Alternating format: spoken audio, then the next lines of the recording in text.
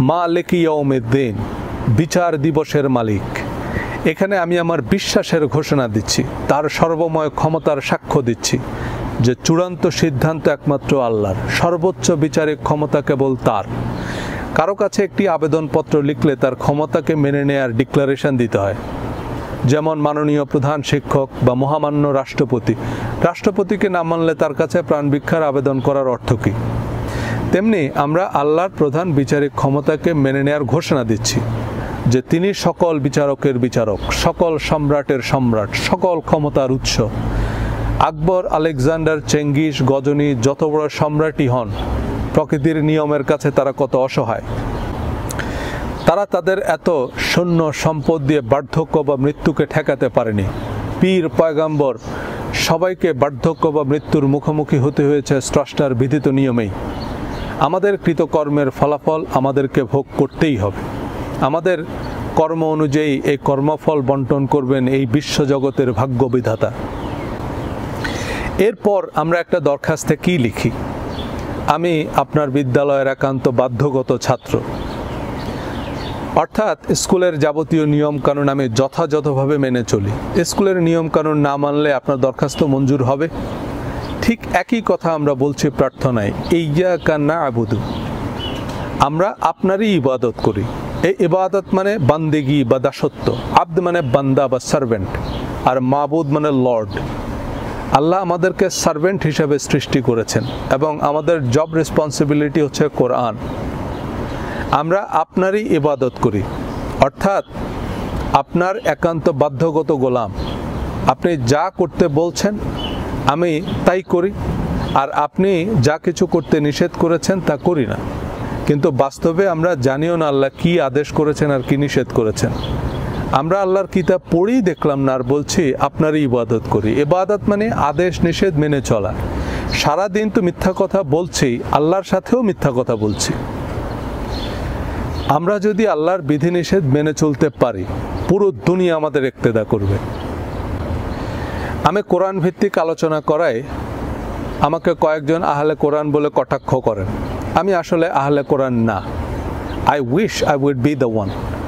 আহলে কোরআন মানে দাঁড়ায় কোরআনের নিরবিচ্ছিন্ন অনুসারী। যদি তাই হতে পারতাম তবে আমি আল্লাহর মস্ত বড় অলি হতাম, আর হজরত আবু বকর বা ওমরের মতো অবিসংবাদিত আদর্শ থাকতাম। আমি একটা টুপিও মাথায় দেই না, কারণ কেউ আমাকে শায়ক মনে করে অন্ধ অনুসরণ করতে পারে। কিন্তু আমার আবল তাবল কথাবার্তা শুনে কিছু লোক কনফিউজড হয়ে চিন্তা করলো, আচ্ছা দেখি তো কোরআন আসলে কি বলেছে। এবং কয়েকজন ইতিমধ্যে অর্থ বুঝে বুঝে সম্পূর্ণ কোরআন পড়েছে। এটাই আমার এই যাবৎকালের সবচেয়ে বড় সাফল্য। আহলে কোরআন মানে হাদিস অস্বীকার করা নয়, কোরআনই তো হাদিস। অনেকে আবার বলেন শুধু কোরআন মানলে নাকি ইসলামের আর কিছুই থাকে না। আস্তাগফিরুল্লাহ। হ্যাঁ, আহলে কোরআন নামে একটা লিমিটেড কোম্পানি আছে, এরা বেশিরভাগই কার্যত আহলে কোরআন না। এই আহলে কোরআন মানে হচ্ছে দাড়ি, টুপি, হিজাব, নেকাব, ঈদ, জানাজা বা আমাদের এই প্রচলিত নামাজের কথা যেহেতু কোরআনে নাই, তাহলে তো এগুলো আর করা লাগছে না। বাহ, ইসলাম ধর্ম তো খুবই সহজ, কিছুই করা লাগে না। কিন্তু কোরআন আমাদের যা আদেশ বা নিষেধ করেছে তা একদিন পালন করলেই বলবেন মাফ করেন ভাই, আগেরগুলোই সহজ। নামাজ পড়তে আর কি কষ্ট, দাড়ি রাখতে আর কি খরচ, এই দুইটা থাকলেই তো আপনি আব্দুল কাদের জিলানি। আর কোরআন মানতে গেলে মিথ্যা কথা বলা যাবে না। ওয়ালাহুম আযাবুন আলীম, তাদের জন্য রয়েছে কঠোর যন্ত্রণাদায়ক শাস্তি। বিমা কানু ইয়াকযিবুন, কারণ তারা মিথ্যা বলতো। মিথ্যা কথা না বললে চাকরি থাকবে? চাকরি তো হবেই না।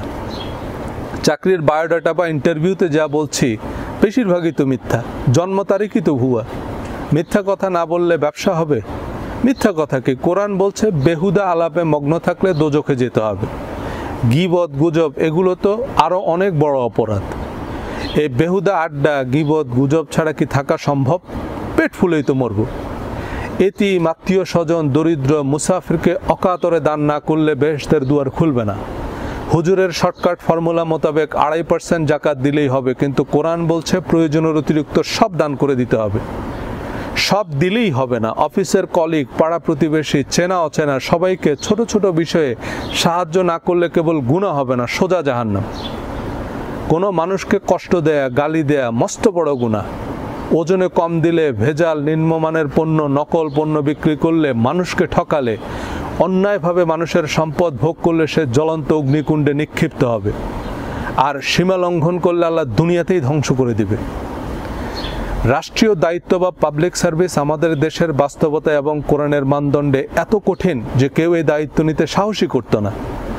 অপারেটিং সিস্টেম কোরআন হলে লোভ, হিংসা, অহংকার, রাগ, ঘৃণা, প্রতারণা, প্রতিশ্রুতি ভঙ্গ করা এসব ফাইল আমাদের অপারেটিং সিস্টেমে ওপেনই হতো না। সুতরাং এই আহলে কোরআন কার্যত কোরআনের অনুসারী নয়, বরং একটি লিমিটেড কোম্পানি। আর আহলে হাদিস বা আহলে সুন্নাহ মানে কোরআনের চেয়েও আরও বাড়তি কিছু করেন, কিন্তু বাস্তবে কোরআন বহির্ভূত কিছু রীতি রেওয়াজ নিয়ে মারামারি করলেও কোরআনের আলোচ্য বিধিনিষেধ মানি না। কোরআনের সকল বিধিনিষেধ নবীজি অক্ষরে অক্ষরে পালন করতেন এবং জীবন ঘনিষ্ঠ এসব বিষয়ে অসংখ্য হাদিসে আরও বিস্তারিত আছে, কিন্তু তাহা আমরা মানি না। আমরা দাড়ি রাখাকে নবীজির সুন্নত মনে করলেও সত্য বলাকে সুন্নত মনে করি না। হযরত আবু হুরায়রা রাদিয়াল্লাহু তাআলা আনহু হতে বর্ণিত, রাসূলুল্লাহ সাল্লাল্লাহু আলাইহি সাল্লাম বলেছেন, মুনাফিকের চিহ্ন হলো তিনটি। এক, কথা বললে মিথ্যা বলে, ওয়াদা করলে তা খেলাফ করে এবং আমানত রাখা হলে তা খেয়ানত করে। যদিও সে রোজা রাখে এবং নামাজ পড়ে ও ধারণা করে সে মুসলিম। এই হাদিস বুখারী, মুসলিম, তিরমিজি, নাসাই, আবু দাউদ, মুসনাদ আহমদ এবং দারমি শরীফে বর্ণিত। এরপর আরেকটি হাদিসে 4টি বৈশিষ্ট্য উল্লেখ করা হয়েছে, আর চতুর্থটি হচ্ছে ঝগড়া করলে গালিগালাজ করে। এই 4টি বৈশিষ্ট্য থাকলে সে কামেল মুনাফিক, একটি থাকলে 25%, দুটি থাকলে 50% মুনাফিক। মুনাফিক মানে লুক অ্যালাইক মুসলিম, অর্থাৎ সে নিজেকে মুসলিম দাবি করে কিন্তু সে মুসলিম নয়। দেখতে শাহরুখ খানের মতোই কিন্তু শাহরুখ খান না। আমরা মিথ্যা বলি, ওয়াদা ভঙ্গ করি, আমানতের খেয়ানত করি, কিন্তু নামাজের রাফুল ইয়াদাইন নিয়ে ঝগড়া করি, গালিগালাজ করি। আমি কোরআনের বিষয়ভিত্তিক কিছু আয়াতের প্রসিদ্ধ অনুবাদ এবং তার ভিত্তিতে আমি যা বুঝলাম তা বলেছি। হাদিস এবং তাফসিরের আলোচনায় আমি যাই না, কারণ তাফসির এবং হাদিসের গ্রহণযোগ্যতা নিয়ে বহু দল মত, পক্ষ বিপক্ষ আছে। সে আলোচনায় গেলে বিতর্ক বাড়বে। মাওলানা মওদুদির তাফসিরের রেফারেন্স দিলে বলবেন বুঝছি আপনি জামাত, মুফতি তকি ওসমানের রেফারেন্স দিলে বলবেন আপনি হেফাজত। কোরআন নিয়ে তো কারো দ্বিমত থাকার কথা নয়, কিন্তু এই পর্যন্ত যত অশ্লীল অশ্রাব্য কমেন্ট আমাকে ডিলিট করতে হয়েছে, অলমোস্ট 100% কমেন্টই ধর্মপ্রাণ মুসলিম দাবিদারদের কাছ থেকেই এসেছে। যদিও এরা কোনো দায়িত্বশীল আলেম নয়, তবে আমি এসব কমেন্ট ডিলিট করে ফেলি, কারণ এসব কমেন্ট পড়ার অযোগ্য এবং আমার তরফ থেকে অনেকে এসব কমেন্টের উত্তর দিতে গিয়ে ঝগড়া বাঁধিয়ে বসেন। তাহলে আমরা হাদিস মানলাম কই? মধু বা মিষ্টি খাওয়ার সুন্নত মানে, কিন্তু আমানতদারি, ধৈর্য, শিষ্টাচারের হাদিস মানে না। সুতরাং এই আহলে হাদিস বা আহলে সুন্নাত ও লেবাস সর্বস্ব লিমিটেড কোম্পানি। মাযহাব মানে আস্তে আমিন, 6 তাকবীর আর নাভির নিচে হাত বাঁধার মাসলা মানে। কিন্তু ইমাম আবু হানিফা গীবত, গুজবকে জায়েজ বলছে, মিথ্যা বলা, চুরি, প্রতারণা, যৌতুক এগুলোকে মুবাহ বলছে না। তাহলে আমরা ইমাম আবু হানিফাকে কোথায় মানলাম? সুফিবাদীদের কর্মকাণ্ডের সাথে ওলিয়া উলিয়াদের জীবন ও কর্মের কোনো সম্পর্ক নাই। আছে মোমবাতি, আগরবাতি, মিলাদ কিয়ামের সম্পর্ক। ওলিয়া উলিয়ারা কোরআন মানতেন না। অলিকুল শিরোমণি হজরত আলী রাদিয়াল্লাহু তাআলা আনহু কোরআন সুন্নাহরই অনুসরণ করেছেন। সালাফিরা সলফে সালেহিনের নামে ট্রেডমার্ক রেজিস্ট্রি করলেও লোগো, সাইনবোর্ড ছাড়া সলফে সালেহিনের আর কোনো সিরাত সুন্নতের আগে পিছে নেই। সলফে সালেহিনরা কোরআনের আদেশ নিষেধ মানতেন না। তারা সারা পৃথিবীতে জ্ঞান, প্রজ্ঞা, সাম্য আর শান্তির বার্তা ছড়িয়েছে, আর আমরা মূর্খতা আর উগ্রবাদ ছড়াচ্ছি। আহলে কোরআন, আহলে হাদিস, সুফি, সালাফি নাম যাই হোক, বাস্তবে কোরআন, হাদিস, সুফি, সালাফদের কিছুই আমরা মানি না। আমরা কিছু ধর্মীয় উপদল বা গোষ্ঠীর সদস্য, কিছু ধর্মীয় রীতিনীতিতে অভ্যস্ত।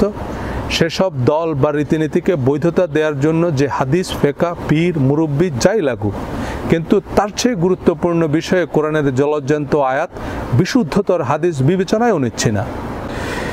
এ আসলে কোরআন, হাদিস বা সুফি সালাফদের অনুসরণ নয়। মূলত আমরা পরীক্ষার খাতায় আমেরিকার রাজধানীর নাম মস্কো লিখে দিয়ে এসেছি, আর এখন মস্কোকে আমেরিকার রাজধানী বানাতে পৃথিবীর মানচিত্র বদলানোর দাবিতে আন্দোলন করছি। নবীজি সাল্লাল্লাহু আলাইহি সাল্লাম সহ প্রকৃত সুফি সালাফদের সবাই কোরআনের সরল পথই অনুসরণ করেছেন। এই সরল পথে চলাই পৃথিবীর সবচেয়ে কঠিন কাজ। এই সরল পথ আরবের ধুলামলিন বেদুইনদের এক যুগেরও কম সময়ে সারা জাহানের অজেয় পরাশক্তি বানিয়েছে। অতি সামান্য কৃতদাসকে বিস্তীর্ণ জনপদের অবিসংবাদিত নেতা বানিয়েছে। প্রতিদিন আমরা কায়মনোবাক্যে আল্লাহর কাছে কত কিছু চাই, কিন্তু দিন শেষে শূন্য হাত। অথচ যে ইহুদি খ্রিস্টান নাস্তিকরা আল্লাহর শত্রু, আল্লাহর তাদের দুহাত ভরেই দিচ্ছেন। কখনো কি মনে হয়নি যে এ কেমন ইনসাফ, এ কেমন ন্যায় বিচার? কেন আল্লাহ আমাদের বিমুখ করছেন?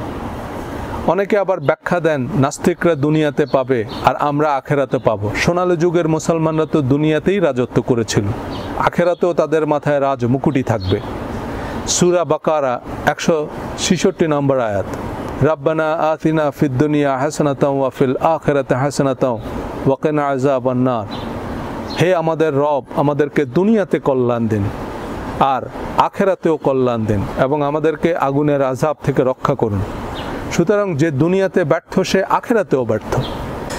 আল্লাহর বিরুদ্ধে অনিয়ম, অবিচার, পক্ষপাতিত্বের আমাদের যত অব্যক্ত অভিযোগ অনুযোগ তা নিয়ে আল্লামা ইকবাল তার বিখ্যাত বই শিকওয়া বা অভিযোগ লিখেছেন, যেখানে তিনি আল্লাহকে বেশ্যা বলেছেন যে তুমি ব্রিটিশের সাথে থাকো, আমেরিকার সাথে থাকো, আর আমাদের বেহেশতি হুরের মূলা ঝুলিয়ে বসিয়ে রাখো খালি পেটে। তখন পাকিস্তানের আলেমরা তাকে কাফের ফতোয়া দেয়, ব্রিটিশের দালাল উপাধি দেয়, কারণ তিনি লন্ডনে লেখাপড়া করেছেন।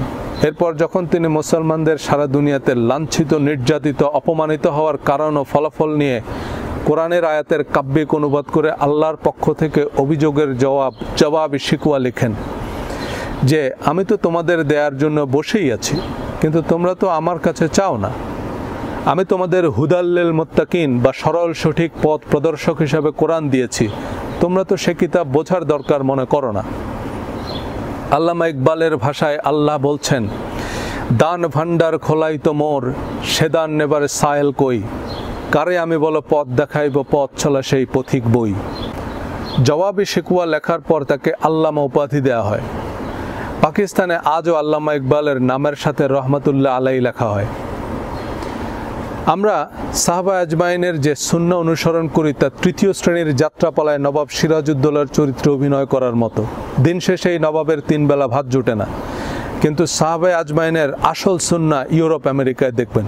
আল্লামা ইকবাল তার জবাবি শিকওয়ায় কোরআনের কাব্যিক অনুবাদ করে লিখেছেন, যোগ্যজনের শীর্ষেই আমি রত্নমানিক দেইয়ানি, নতুন পৃথিবী সেও পাবে সব যদি থাকে তার সন্ধানী।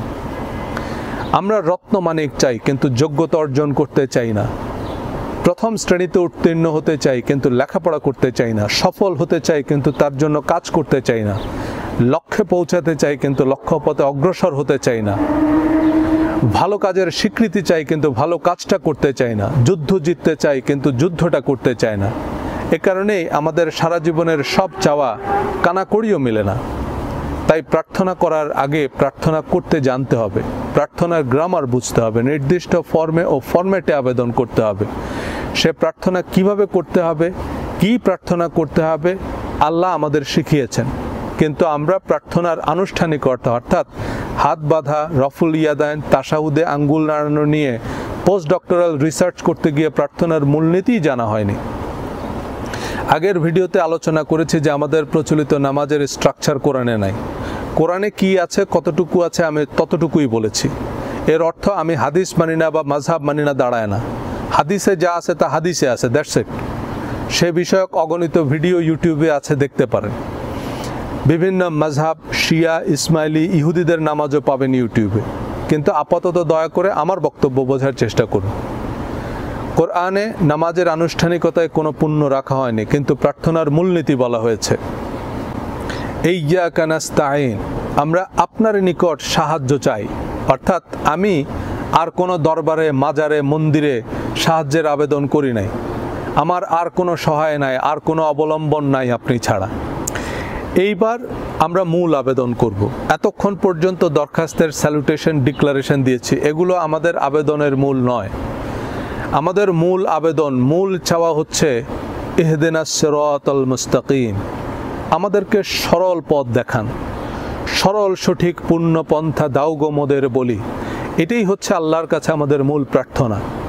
যে আপনি আমাদের চূড়ান্ত সাফল্যের সরল এবং সঠিক পথ প্রদর্শন করেন, কারণ একমাত্র আপনি অতীত বর্তমান ভবিষ্যৎ জানেন, একমাত্র আপনিই জানেন কোনটি আমাদের চূড়ান্ত সাফল্যের সঠিক পথ। আল্লাহ আমাদেরকে বলেছেন চূড়ান্ত সাফল্যের পথ নির্দেশনা চাহিয়ে একখানা আবেদনপত্র লিখো। আমরা $1 মিলিয়ন চাহিয়ে আবেদনপত্র লিখলাম যে এত রাস্তাঘাট চেনার সময় নেই, ডাইরেক্ট মিলিয়নিয়ার বানায় দেওয়া হবে না। প্রকৃতি তার নিয়ম ভাঙবে না, আল্লাহর চিরন্তন বিধানের কোনো ব্যত্যয় ঘটবে না। দুনিয়া ও আখেরাতে সাফল্যের যে চিরন্তন নীতিমালা, একমাত্র সে চিরন্তন নীতিমালার অনুসরণ করলেই সাফল্য আসবে। যারা সেই চিরস্থায়ী সাফল্য অর্জন করেছে, আমাদেরও সেই পরীক্ষিত প্রমাণিত অব্যর্থ সাফল্যের পথ দেখান। সিরাতাল্লাযীনা আনআমতা আলাইহিম, তাদের পথ যাদের উপর আপনি অনুগ্রহ করেছেন, যাদেরকে নিয়ামত দিয়েছেন। আল্লাহর অনুগ্রহ মানে বাড়ি গাড়ি টাকা পয়সা হীরা জহরত নয়। মানুষের জন্য আল্লাহর সবচেয়ে বড় অনুগ্রহ হচ্ছে হেদায়াত, সঠিক পথ নির্দেশনা। এই হেদায়াত হচ্ছে আল্লাহর সর্বোত্তম নিয়ামত। পৃথিবীতে অনেক অনাবিষ্কৃত হীরার খনি আছে, কিন্তু আমরা জানি না কোথায় আছে।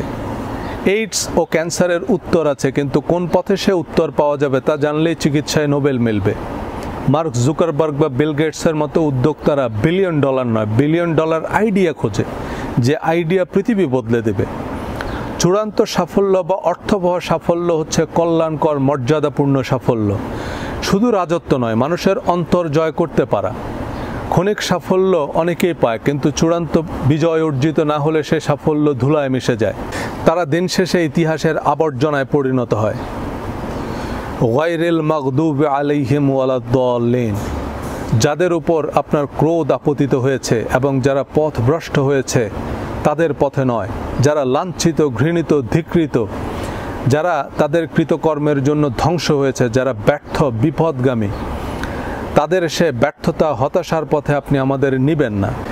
তাহলে আমাদের প্রার্থনার অর্থ হচ্ছে আপনি আমাদের রাস্তা দেখান, আমাদের সঠিক পথে চালিত করেন। এই সঠিক পথ জানলে আমরা অনায়াসেই আমাদের লক্ষ্যে পৌঁছাতে পারবো। বড় বড় বিজ্ঞানীরা কি জানতে চায়? রাস্তা, যে কোন রাস্তায় উত্তর মিলবে, কোন ফর্মুলায় বাতি জ্বলবে। ব্যবসায়ীরা কি জানতে চায়? একটা নিশ্চিত সাফল্যের পথ। সবাই প্রক্রিয়াটা জানতে চায়, ফর্মুলা জানতে চায়, রেসিপি জানতে চায়। খাবার স্যালাইনের ফর্মুলা জানার পর দেখা গেল আধা সের পানি, 1 চিমটি লবণ আর 1 মুঠ চিনি সবার ঘরেই আছে, অথচ এই ফর্মুলা না জানার কারণে কত লক্ষ প্রাণ ঝরে গেছে কলেরা বা ডায়রিয়ায়, অথচ হাতের কাছেই ছিল সমাধান।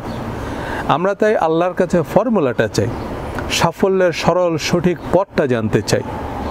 এটা আমরা চাই মানে আল্লাহ আমাদের বলেছেন যে তোমরা সাফল্যের ফর্মুলা চেয়ে আবেদন করো। উপকরণ আমি তোমাদের আশেপাশে ছড়িয়ে ছিটিয়ে রেখেছি।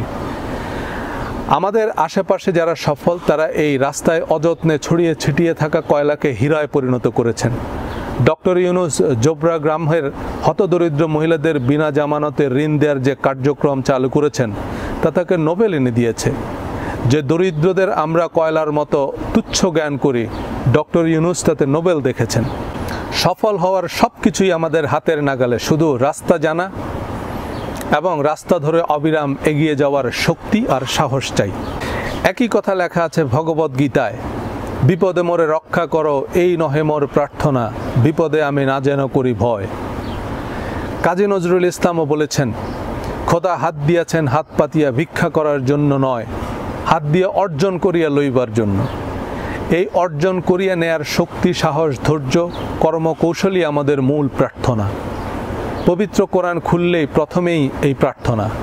প্রার্থনায় চিরস্থায়ী সাফল্যের সঠিক সরল পথের আবেদন করছি। কোরআনের এর পরের বোধগম্য আয়াতটি কি?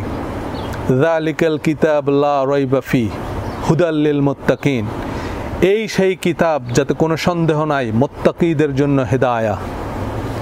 আল্লাহ আমাদের সরল সঠিক পথের নির্দেশনা চাহিয়া নির্ধারিত ফর্ম এবং ফরম্যাটে আবেদন করতে বললেন।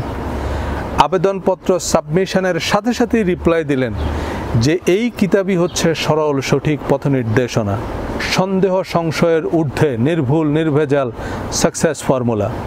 কিন্তু আমরা কি প্রার্থনা করলাম, কি উত্তর পেলাম, কিছুই বুঝলাম না।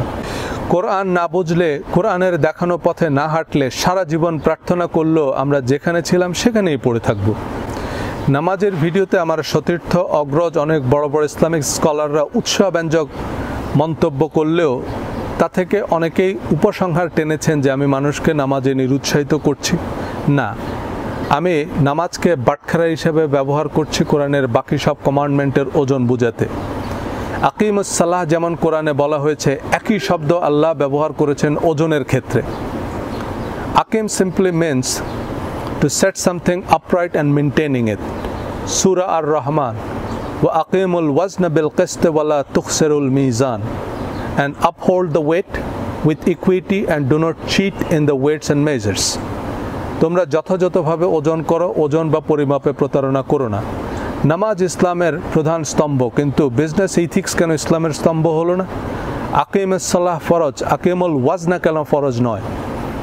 নামাজ প্রতিষ্ঠার জন্য অসংখ্য মসজিদ নির্মিত হচ্ছে শতাধিক মাইক লাগিয়ে লক্ষ লক্ষ মানুষ জড়ো করে রাতভর নামাজের ফজিলত বর্ণনা করা হচ্ছে। ফরজ সুন্নত নামাজের চেয়ে শবে বরাতের নামাজ, তারাবির নামাজ, অন্যান্য নফল নামাজ নিয়েই আলোচনার চাহিদা বেশি এসব ওয়াজে।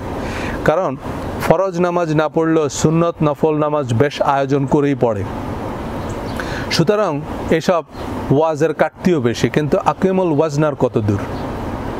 ইসলাম ও আমেরিকার স্বর্ণযুগ, শ্রেষ্ঠত্বের মূলনীতি নামে একটি ভিডিওতে আলোচনা করেছি কোরআনের প্রথম নাজিলকৃত শব্দ পড়ো। এই পড়ো বলতে আমরা নামাজ পড়া বুঝলেও স্বর্ণযুগের মুসলমানরা এবং বর্তমান আমেরিকানরা লেখাপড়াই বুঝেছে। আমেরিকার শুধু হার্ভার্ড ইউনিভার্সিটির বার্ষিক বাজেট $4.5 বিলিয়ন। আমাদের পুরো শিক্ষা খাতে মোট বাজেট কত? হার্ভার্ড ইউনিভার্সিটির Prince Al Waleed bin Talal Islamic Studies প্রোগ্রামে কোরআন নিয়ে গবেষণা হয়, কিন্তু তার উদ্দেশ্য কয় তাকবীরে ঈদের নামাজ পড়তে হয় সেটা জানা নয়। উদ্দেশ্য মুসলিম দেশগুলোতে কেমনে কোকা-কোলা, ম্যাকডোনাল্ড বেচতে হয় সে রাস্তা বের করা। কওমি হেফাজত, দেওবন্দি আলেমদের কাছে কিভাবে ফেসবুক, ইউটিউব বেচতে হয় সে বুদ্ধি বের করা। হুজুরের ওয়াজ শুনতে ফেসবুক আর গুগলে অ্যাকাউন্ট খুলেছেন, খুব ভালো কাজ করেছেন। কাবা শরীফের খতিব থেকে চরমনায়ের মুরিদ পর্যন্ত কে কোন সাইলের ভাত খায় সব ডেটা গুগল, ফেসবুক আর অ্যাপলের কাছে আছে। আমেরিকায় মুসলমানরা ম্যাকডোনাল্ড খায় না, গুনাহ, কিন্তু কাবা শরীফের গোল চত্বরের মধ্যে ম্যাকডোনাল্ড, কেএফসির আউটলেট। মসজিদে হারামের মেইন গেটেই হিলটন ম্যারিয়ট হোটেল। কাবার চত্বরে ম্যাকডোনাল্ড, কোকাকোলা বিক্রির জন্য প্রয়োজনে আমেরিকানরা $1 বিলিয়ন খরচ করবে, কারণ তাতে সারা মুসলিম বিশ্বের জন্য আমেরিকান ব্র্যান্ডের হালাল সার্টিফিকেট মিলে গেল। আমেরিকানরা আল্লাহ খোদা মানে না বলেই আমাদের বিশ্বাস, অথচ আমেরিকান প্রেসিডেন্ট শপথ নেয়ার সময় বাইবেলে হাত রেখে শপথ নেয়, আর বাংলাদেশের প্রেসিডেন্ট মুজিব কোর্টে হাত রেখে শপথ নেয়। আমেরিকান ডলারে লেখা ইন গড উই ট্রাস্ট, ঈশ্বরেই আমাদের আস্থা, আর আমাদের টাকায় লেখা থাকে চাহিবা মাত্র দিতে বাধ্য থাকিবে। সুতরাং America iPhone, Android, Windows, Dell, Coke, Pepsi, Facebook, Google, McDonald, KFC, TOEFL, GRE, Boeing, Airbus, Hollywood, Netflix, নানান অজুহাতে চাহিবা মাত্রই আমরা দিতে বাধ্য থাকি। হালাল সাবানের মতো আস্তিকের লেভেল থাকলেও আমাদের প্রতিদিনের কর্মসূচি বলছে আমরা স্রষ্টা ও পরকাল কিছুই বিশ্বাস করি না। কিন্তু আমেরিকানরা ইমান, আমল, পাপ পুণ্যের ঢোল না বাজালেও তাদের কাজ বলছে তারা বিশ্বাসের অজেয় শক্তিতে বলিয়ান। বাইবেল, কোরআন, গীতা, ত্রিপিটক, রামায়ণ, মহাভারত যাই নিয়েই গবেষণা করুক, এদের মাথায় চিন্তাটাই রাজত্বের। আর একই কোরআন আমরা না বুঝে মুখস্থ করে সুর করে তেলাওয়াত করি, প্রতি হরফে 10 নেকি হিসাব করি। আমাদের চিন্তাটাই হচ্ছে জুন্না নিয়ে। ওই যে রাজা মরে রাজ্য লই, হইরা মরে জুন্না লই। ধন্যবাদ।